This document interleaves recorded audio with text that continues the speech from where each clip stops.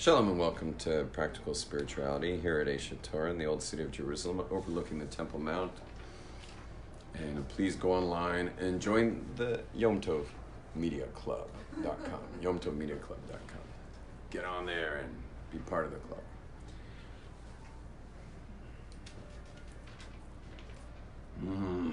What should we do today?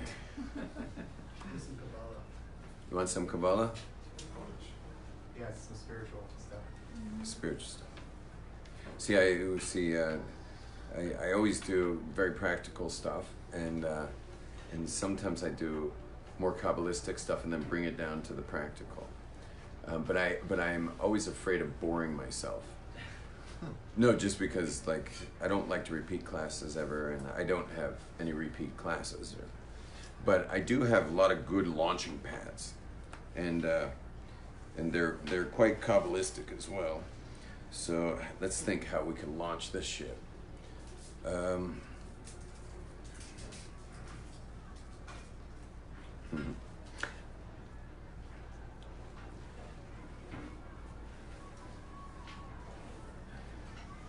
You think you're here right now. But I am here. And Aviva just said, but I am here. But I'd be nervous to ask her what the I is when you are here. And it turns out that that our Kabbalists tell us that when you say I, there are actually 5 levels of the I. It has 5 levels to it. And the lowest level is called the nefesh, and then the level above that's called the ruach, and the level above that's called the neshama, and the level above that's called the chaya, and the level above that is called the yechida. So when you say, I'm here, you're making a gigantic Kabbalistic statement. And by the way, none of those are your body. No offense. But all the I that is you, none of it is your body, just none of it. Like if we did a brain scan of you and looked through your brain, all we'd see would be microscopic neurons in your brain. And I don't think you're a neuron. I mean, have you guys ever seen a neuron? You know, it's just kind of like it's a microscopic thing with a bunch of tentacles that go to the other ones. You know, if you're a neuron, you're having a bad hair day. Baruch atah Adonai Eloheinu melech haolam she'al kol nevado. So you're not a neuron. So you're not in your brain, and brain scientists already know we're not in our brain. I mean, your true consciousness is not in your brain. So I love this question. I heard it asked once, and it really gets you right to the point. Are you aware that you're aware? Are you right now? I'm asking you seriously. I know the answer is yes, but I want you to think about this question. Are you aware that you're aware? I think so. Everything is relative, so definitely not 100%. No, but are you aware that you're aware? Like, for example, you're aware that you're aware of being in this classroom? Yes. You have a mental awareness where your brain has the imprint of the walls and the board and the teacher and your brain's aware of that, and it's reporting that to you. So you're aware of your awareness. You get that? Because your point of reference, called you, is not available in the brain. It doesn't show up anywhere in your brain. Your point of reference is not there. Your point of reference is a purely spiritual consciousness. That's the I. That point of reference is the I.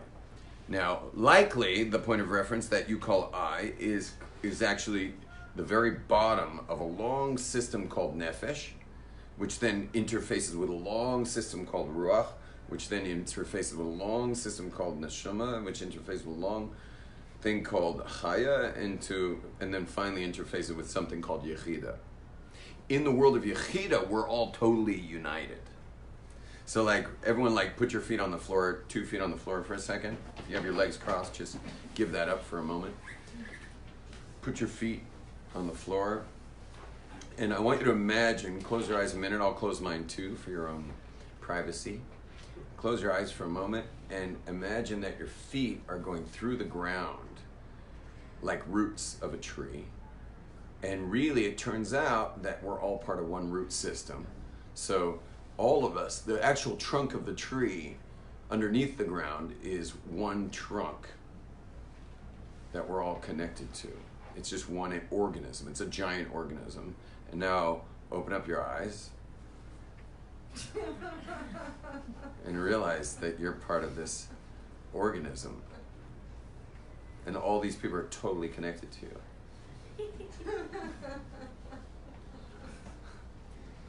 Wasn't that fun? So, I've never done that before, by the way. That's what I'm talking about. Like, I'm easily bored, so I can never do things too often, twice, and I love to do new things. So, you understand, like, we're all part of this organism. So that's the highest level. That's called Yechida. That's the part where there is absolutely no distinction between you and anyone else. And that's the highest part of the I. That's all part of the I. You aren't aware of that part of your I. But it could be at times you felt that kind of oneness with someone. Maybe. Maybe you felt that kind of connectivity with someone. Under that ultimate I is the Chaya. The Chaya, which sounds like life, right? Chai, like life. So the Chaya is your special purpose in this world. Like, it's what you're doing here.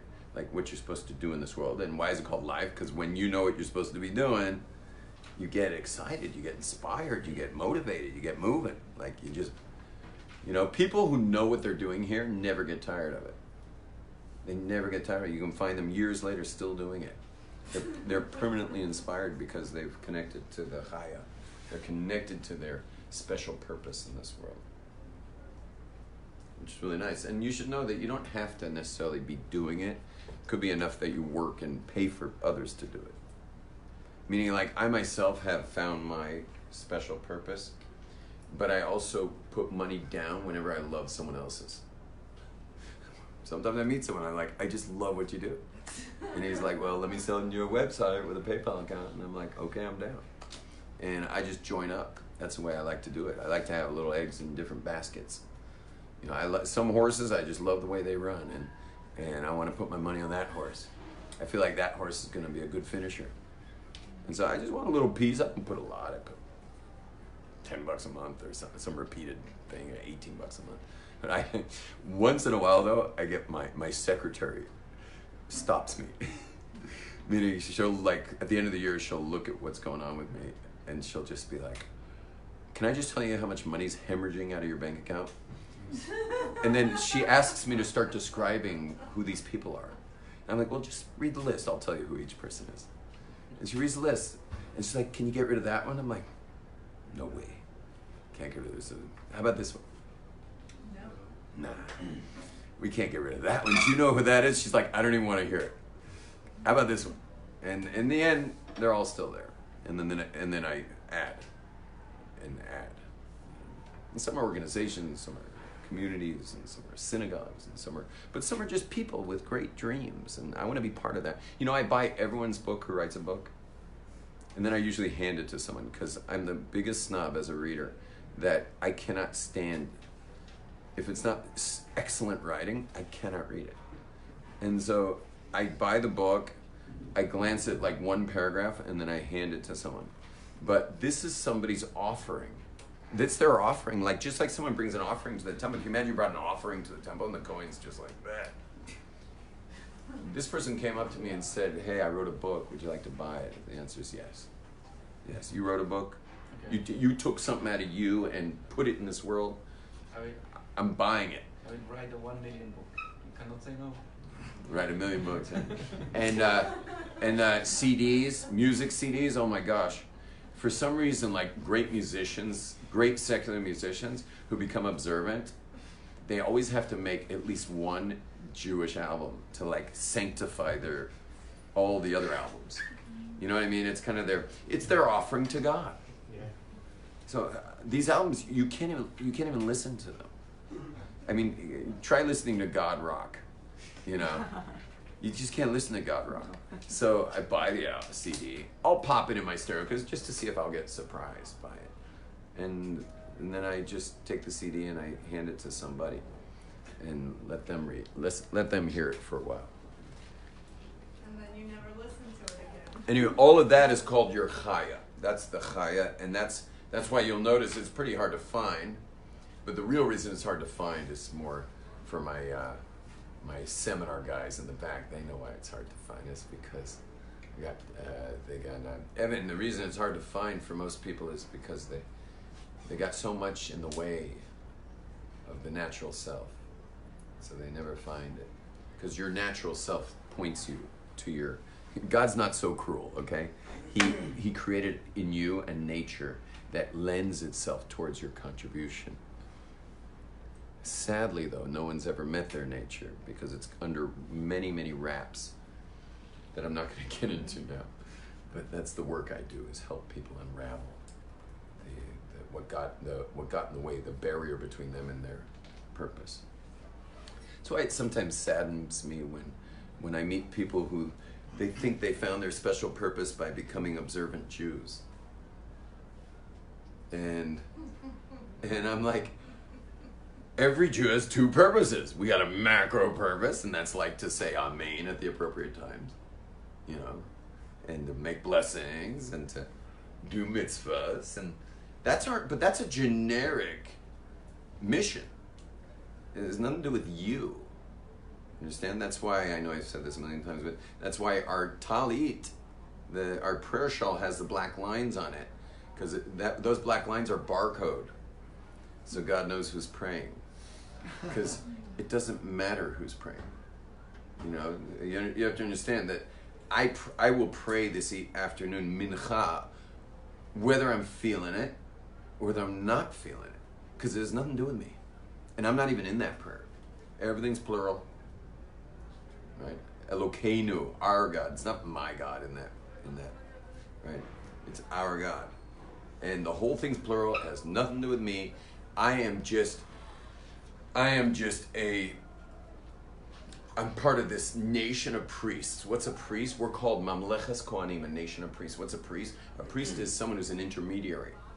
So it happens that Judaism doesn't have a clergy, because, meaning when the temple's destroyed, we don't have the Kohanim being our intermediary with God. We do have great holy rebbes that can do this. But other than that, we, the entire nation of Israel, are the intermediaries for the planet. And therefore, we have to pray our 3 times a day, despite whether or not we feel like it. Because everyone else needs it. Not only does everyone else need it, you ready for this? It says in the Kabbalah that every mineral, plant, vegetable, and there are a certain amount of Gentiles for every Jew on earth that get their divine sustenance through that Jew. Which is wild. That's really wild. So, like, if you do the math, anyone has Siri here, or someone have an iPhone here? Ask Siri, what is 7 billion divided by 13 million? What is 7 billion divided by 13 million. 13 million? Billion. 17 million divided by 13 No. Start again. What is 7 billion divided by 13 million? Here we're going to find out how many Gentiles per Jew. You already know the answer. What is it again? 7 billion divided by 13 7 billion divided by 13 million. This dude's been smoking so much cannabis, I cannot believe it. Why don't you say it first before you start recording it? It's like 538 and a half. Thank you so much. So, 538 and a half? Yeah. Is that possible? That's not possible. 7 billion divided by 13 million. It's 538? 0.4615. Oh, okay, fine. I don't want to look at a 0.6 guy. So, in other words, 738, you said? So, there's 538. Well, no, let's say 540. Every Jewish person, ready for this? Every Jewish person, I'm sorry, I didn't mean to make fun of your cannabis use. I apologize. But you should definitely take a break. You need like at least 3 months clean. 3 months. We can discuss what happens after the 3 months.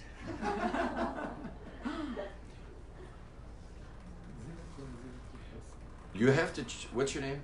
Mayor. Mayor, you have to treat yourself, if I can quote Jordan Peterson, you have to treat yourself as someone who's worth caring for. Understand? There are people you care for so much better than you'll care for yourself. You have to treat yourself as one of those people that's worth caring for. We can't treat ourselves less than that. We have to treat ourselves as if we're someone who's worth caring for. Because we do that with other people. So we have to treat ourselves also as someone worth caring for. And the I have a whole, oh, did you hear my class on cannabis last week? No, I was not here. Check it out, man. Last Sunday, I did one of the quintessential classes on cannabis. I've taught a lot of classes on cannabis. This is probably, it's not my best because I taught some really funny ones that really go into the details, but this one is the one that someone should seriously consider if they're a regular smoker of cannabis. This is the one to watch. Anyway, what were we talking about? We were dividing these numbers. You have 540 Gentiles counting on you. Now, it says that in the times of the Messianic era, when Mashiach comes, the Messianic era comes. And by the way, it might be just the era and not the Mashiach himself. It could be just the period, because it's called Yemos HaMashiach. Judaism does not focus on the guy. Judaism focuses on the period of time, because we're not interested in that. We're not. I know Gentiles have made a really big deal out of a guy. We care about people, not a guy, and we care about the goodness that comes from the level of leadership, like Gandhi on steroids. Okay, we like that kind of leadership. We like the kind of leadership that unites people, that gets people to lay down their guns, to take their swords and wind up harvesting food for people with them. Yeah, that's the kind of world we want, and we're not interested in who. You know what? Let it be a girl. Let it be this girl. What's your name? Alexa. Alexa? That's a rough name these days. I know. But Eden makes up for it. It's Alexa Eden. Oh, thank God. So it doesn't mess up when you're in an Alexa home? It does. So, anyway, Alexa Eden. If Alexa Eden could pull off that level of leadership, I vote for her as Mashiach. You understand? That's what we care about. And by the way, she has to be from the house of David.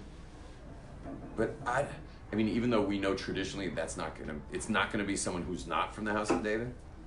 But who any of you would give that up to have world peace?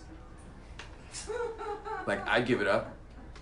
Let Alexa Eden be Mashiach, and we'll give up I give up every detail Mashiach's supposed to be, just to get peace in the world, and to have this embarrassment of our planet, like, actually be something worth being proud of.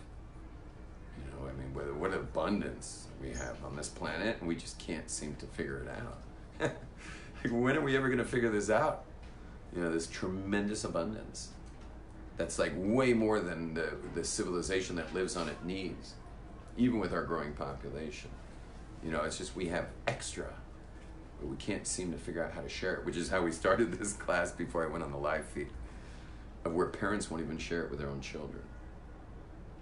They'd rather die and have it sent to them when they can't even watch their children enjoy it.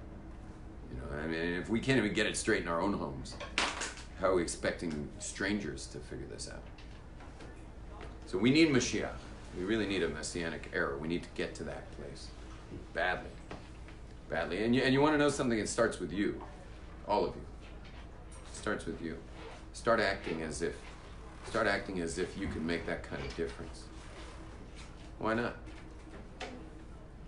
At least you go to bed feeling pretty good about yourself.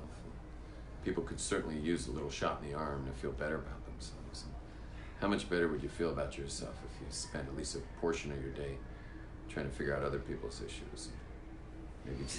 Maybe you could pick something up off the ground while you walk down the street. You know, not that it'll make a dent, but it'll make a dent for that bottle, or, you know, whatever. So the Chaya, this second level of our soul, is where all the inspiration is. That's where motivation is.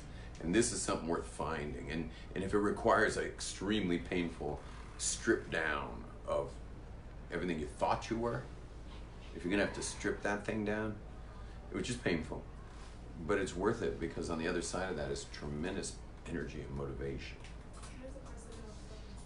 How does a person what? Well, the first step is to figure out who you're. I got it. She asked, how does a person do what? So the first thing is to figure out who you're not, which is 90% of who you are. So all that will be left is about 2%, if you're lucky, that's who you actually are. So that's the first move we got to make. There's a spot right next to this guy. Can you sit there next to you? No, someone just walked. Oh, come sit. Grab. Oh, sitting next to this dude. This dude's cool. He's my friend. But this, you speak French? Yeah, also. You speak French? You speak French too. Should I just switch? You speak French? This woman looks like she's straight from Paris, but Are you from Paris? she's not from Paris. Where are you from? Ukraine, but we live in New York now. Originally from Ukraine. Nice. Great. I've been to the Ukraine. Yeah. Okay. Anyway, so the way we find out is first we got to do a lot of what's called satira. Social menas livnot. What? Knowing what you're not nature-wise? Well, first, there's a couple things we got to do. I don't want to go into a whole class on that, on how to find it, but I do many classes on this subject of how to find your special purpose. And what I was saying before is that your true natural personality, if you can get down to it, will tell you volumes about what you're supposed to do in this world. It'll tell you so much about what you're supposed to do. But again, all of us have a million voices in our head. This is why in the Shalom Aleichem, how many people were seating here? How you doing? Welcome back. We're just visiting. Come here in the back. Stand in the back for one thing. I'm just going to say one thing. Hi, welcome. Shalom. So one thing, what someone asked in the class, this woman in the back of the class asked, how do you find out what you're here for? Like, how do you find out what you're supposed to do? And so my answer was that we have so many voices in our head from so many people and so many things and our parents and our culture, and it's hard to get clear what that is, what that thing is. So Judaism, whenever you go into Hebrew, it always gives you the hint. It always tells you the answer. And the answer is that you have to get to a quiet place. You have to have your own quiet place. And that quiet place in Hebrew is called the midbar. The word midbar is the word for the wilderness. Okay, the wilderness is called the midbar. But it's also the word medaber, which means to speak. So the word wilderness and the word speak is the same word. It's the same thing. Now, what's interesting about that is that when you go in the wilderness, the only voice out there is yours. That's all you got. Welcome. The only voice you have in the wilderness is your own voice. That's all there is. And the prophets. Thanks for knocking over the oligarch's wife. That was great.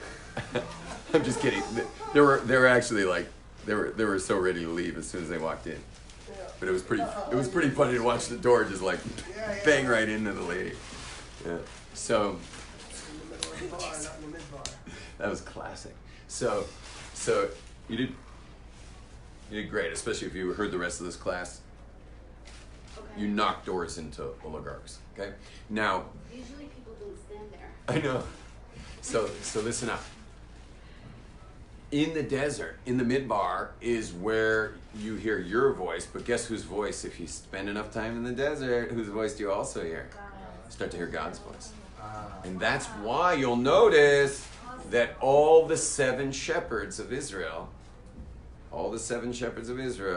meaning all our luminaries, total hardcore prophets, were shepherds. And they spent their time in the midbar. And in the midbar, their voice, all the other voices are gone. No, whose voice do you hear in the midbar? Nobody. You hear the voices of birds, maybe the voice of animals, maybe how the wind plays in the trees, you know, like a wind instrument. But you don't hear voices, except for your own. But if you spend enough time in there, you eventually you can hear the voice of God in the wilderness.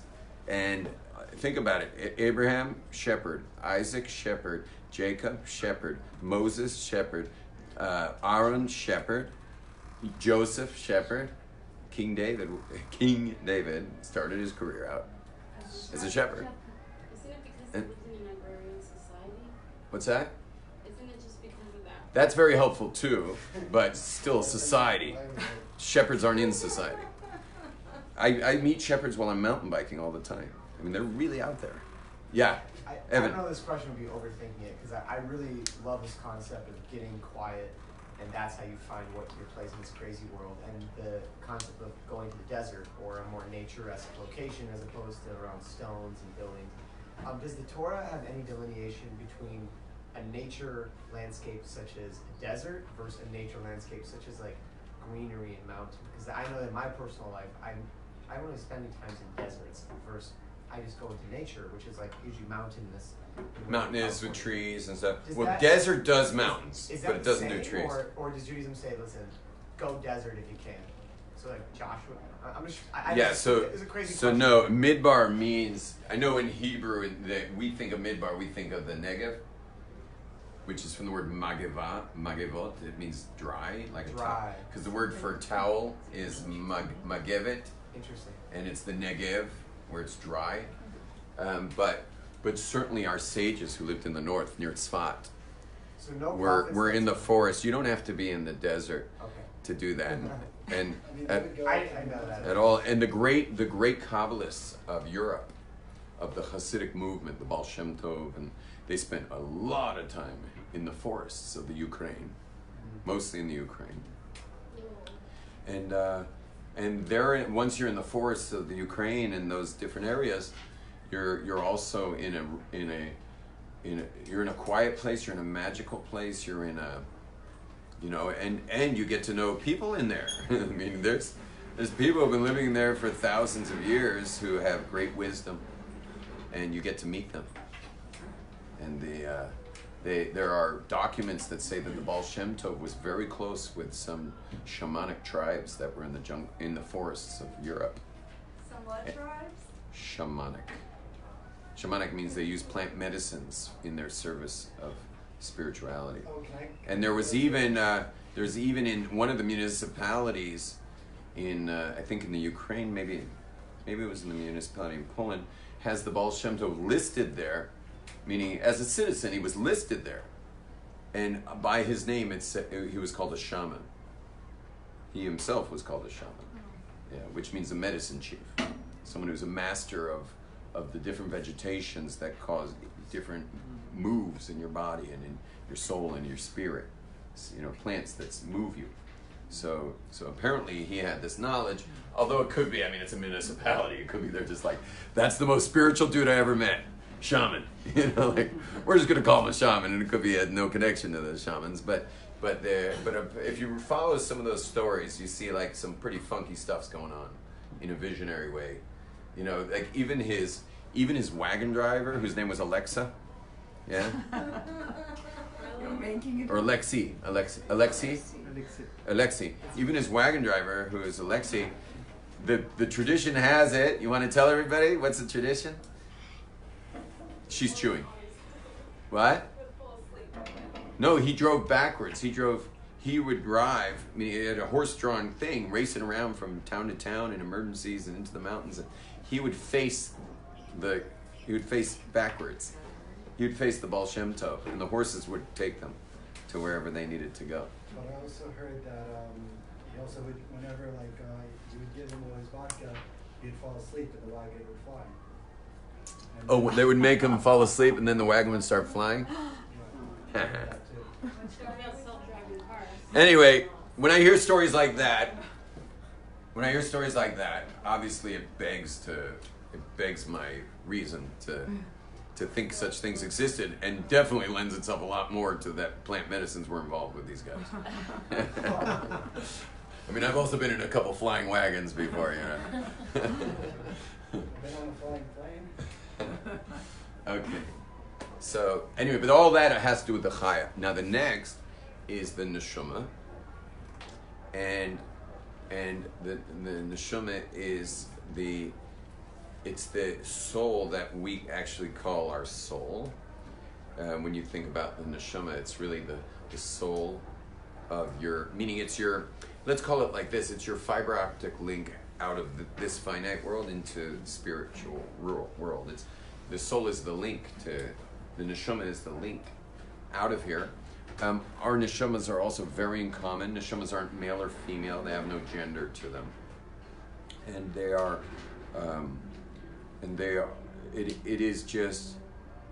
it's just that eternal, the eternal you. You know, it's the you that's forever. Yeah. So it be not being male or female, when it does recombine with the soulmate, it's like still one and the same. It didn't matter if it was like a separate piece. It's just it's a separate of the same, but it's not male or female. Yeah, and I was thinking about it recently that when you're married to, even if you're not married to someone, think how much of you is male and how much of you is female. It's bizarre. Like I know males, like male anatomy men, that have a lot more female going on than them, and I know females a lot more male going on. And what's interesting, they're usually married to each other. It just works. You know, it just works. Because male always likes female. That's why you'll notice in homosexual couples, there's usually one is the male and one is the female. Meaning, what do I mean by male? Male in mysticism always means causer, and female always means receiver. Causer and receiver. Now, the only reason our bodies are called male and female is because one's clearly designed for cause and one's clearly designed for receive. And we're built that way. So that's the actual anatomy. That's why certain people are called male and the other half are called female, is because of the actual physical body. But think about this, like, who's to nurture somebody, male or female? It's male. To nurture somebody is male. You're in a process of giving. You're in a process of flowing towards another. That's male, which is really weird. It's really weird, and it's the one that females are best at. You know, they're a lot more giving than males are, which is a good thing that females are. It's a good thing that females are built that way. Otherwise, you know, what would happen to the babies? You know, but think about it. When I get home and my wife's busy putting food on the table and she's giving this, she's giving that, she's taking care of everybody, she's really on the causative mode, big time the causative mode. And here I am, like, receiving all of that, which puts me totally in the feminine mode at that point. And this could be a danger, actually, in a marriage, because if the husband thinks, well, hey, all this receiving, maybe I'll just keep receiving. So she could eventually lose respect because she wants to be married to a male who's a causer. And now us men think, well, hey, we did all that causing out there, man. Now we're home. You know, we're just gonna kick our feet up on the, you know, sofa and you know, let you wait on us hand and foot. And because like we did that already. You know, men always have this. We did that already. You know, So I did that yesterday. Yeah. So they are kind of expecting us. There's different times where us men can have the male role. Like, one thing for sure is men should take care of as much as possible outside the home. Like, don't just dump bills and you know, go into offices and municipality stuff and all that. Do not dump that on your wife. Okay? The wife is called, in Hebrew, she's called the home. And so don't, like, it's okay you want to dump some stuff, but don't dump everything. And then the other thing is other thing men can do is make decisions, like, not that they don't need the wife for that, but to make the final decision. Makes a wife feel so safe that he made the final decision. Makes her feel safe. And by the way, the man could be like totally faking it, because it could be he's just got issues with decisions. He's just indecisive. So he just goes secretly to his Rebbe or his therapist or whoever it is, talks it all out, cries it out if he needs to, figures out what's the right direction, comes home, and like a captain of the ship, just goes like, here we go, everybody, we're going this way. And his wife's like, I'm so cared for, taken care of by my man. By my man. Meanwhile, he had nothing to do with this. You know, he went and spoke this out with somebody who knows how to like work out these kinds of things. But that's an important thing, is to make sure a man's always fulfilling that role of causal role in the relationship. Okay, now I'm not going into a lot of detail on the Neshama and Ruach and Nefesh right now, because what I'd like to do is have all of us get in touch with the I. Like, who is the I that doesn't show up on an MRI? Right? There's no I in MRI. The I doesn't show up there. So who is that person? And the answer is that person is your awareness of your awareness. The I is this meta-conscious place that you possess, and you are in that place, and you've always been in that place. And it's an interesting place. Let's all go there together for a moment. So everyone right now, get aware of being aware. Get aware of your awareness. Take a moment and just be aware of your awareness. So, like, for example, that you're in this room. So I'm aware of that awareness. I'm aware that of the awareness of being a person. So I'm aware of that awareness. And who am I? I mean, I'm asking for you. So everyone ask yourselves, like, who am I? You don't have to say it out loud, but who am I in all of this? And the answer is that I'm a consciousness. And beyond all of the narrative of my life that makes me unique, and you really are unique based on your story. Each one of us has a different story. We're all from different homes. We're from different sibling orders, different parents and stuff. That's all part of your story. But underneath all of that is a pure consciousness. And we all share that consciousness. And so as I look at you throughout the room, so my eyes and your eyes meet, and the eyes are the only living organ you can see, really, because the skin is not alive. That's why you can, like, with a loofah, scour off the outer layer of dead skin without any pain or blood or anything like that. It's dead. And the fingernails aren't alive. That's why you don't feel them when you cut them. And the hair you don't feel when you cut, because it's also not alive. The only thing that's really alive is your eyes. And they also never get old. That's why kids are so cute, because they got these big old eyes for a little space. Later, as the head grows, it gets more in proportion with the face. But these eyes are the same eyes you had when you were a little baby. And now you're looking out of those eyes, but who is that?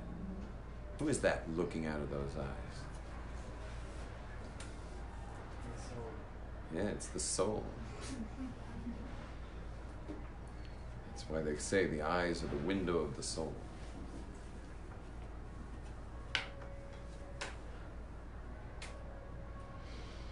And so in this quiet space we've created here, we can all get in touch a little bit with that consciousness that's eternal, in common with all others. Selfless, caring. There's no bigotry there. There's no prejudice. There's no selfishness.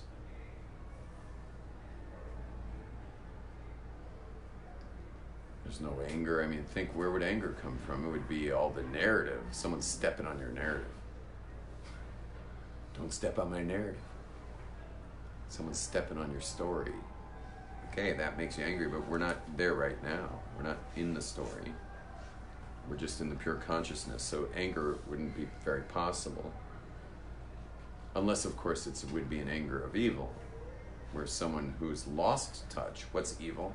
Someone who's lost touch with this consciousness and has gotten greedy, and has gotten selfish. Someone who would be willing to kill for their desires would be evil.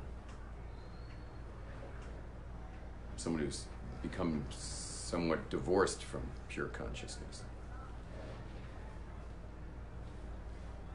Hitler, in his own writings, יימח שמו וזכרו, wrote that he was making war against this consciousness, this meta-consciousness. He liked to say that we are animals. He was a social Darwinist. Social Darwinist means survival of the fittest in social structure, social strata, to get rid of the weaker ones. And why would he choose the Jews? Well, the true reason is because they're Amalek and we're Yisrael, and they're sworn to destroy us. But just on a more sociological level, we represent this meta-consciousness which is anti-Darwinian because it makes you a giver. You become a giver. You actually have less at the end of the day, but you have so much more in your heart from the meaning of having given. But physically, you may have less money because you gave it away to whoever might have needed it, and that's anti-Darwinian.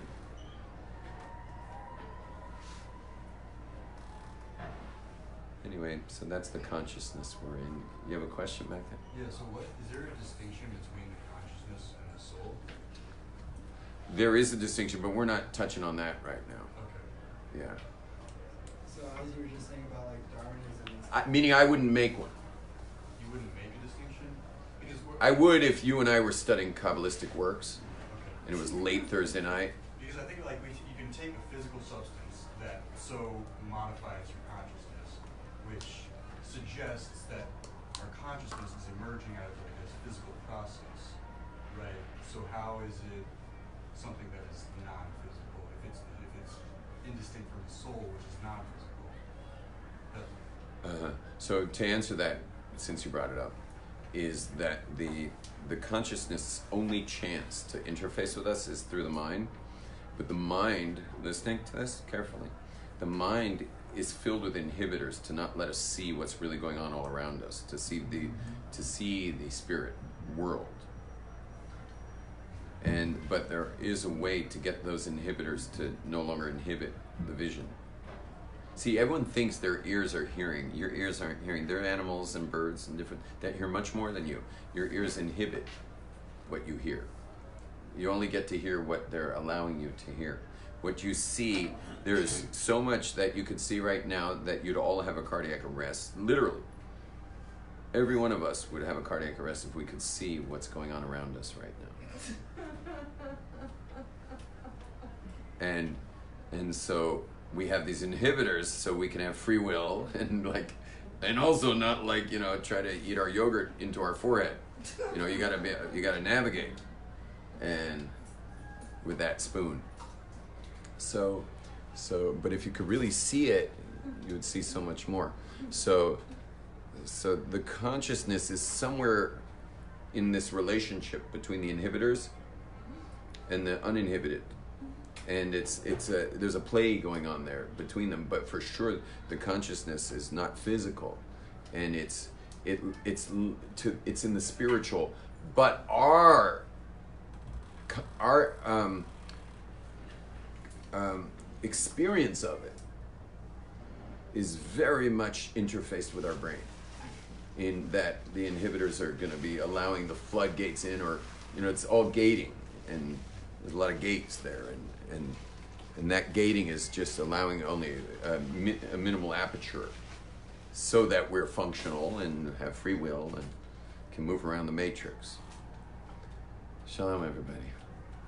It was a pleasure. Good Shabbos. We're not here this week. We're going up north for my 3-year-old's grandson's haircut. Yeah, so Mazal Tov.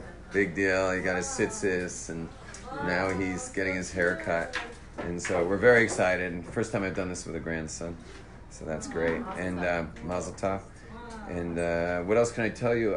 This coming week I'll be back until Wednesday. And then Thursday I'm flying to England, where we're running the Possible You seminar for the first time ever in London. What is it called? The Possible You seminar. Possible use something. The Possible You, that's my program. And that's going to be going on in London. So please get the word out. Rabbi Yom Tov is going to London. I'm in it. Are you going It's to good. New York? I'll be in New York in about a month. Yeah, it's Donuts, good stuff. Nice. Recommended. Shh,